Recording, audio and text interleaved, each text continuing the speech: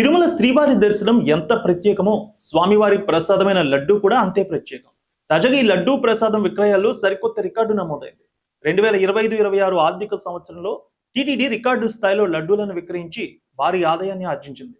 TTD గణాంకాల ప్రకారం చూస్తే 2025 ఏప్రిల్ నుంచి 2026 మార్చి మధ్య సుమారు 14 కోట్ల లడ్డూలను భక్తులకు విక్రయించారు. అంతకు ముందు సంవత్సరం చూసుకున్నట్లయితే 12.5 కోట్ల లడ్డూలు అమ్మారు. అంటే ఒక్క ఏడాదిలోనే సుమారు 1,50,00,000 వరకు లడ్డూల అమ్మకాలు పెరిగాయి. ఈ అమ్మకాల ద్వారా గత ఆర్థిక సంవత్సరంలో తిరుమలకు సుమారు 567 కోట్ల రూపాయల ఆదాయం వచ్చింది. ప్రస్తుతం భక్తుల రద్దీకి అనుగుణంగా టీటీడీ రోజుకి సగటున 4 లక్షల లడ్డూలను తయారు చేస్తోంది. శ్రీవారిని దర్శించుకున్న ప్రతి భక్తుడికి ఒక లడ్డూని ఉచితంగా ఇస్తున్నారు. అదనంగా లడ్డూ కావాలంటే ఒక్కో లడ్డూకి 50 రూపాయల చొప్పున అమ్మకాలు చేస్తూ ఉన్నారు. సో తిరుమలకు వచ్చే భక్తుల సంఖ్య ఏటా పెరుగుతుండడంతో లడ్డూ ప్రసాదం విక్రయాలు కూడా కొత్త శిఖరాలను చేరుకుంటున్నాయి.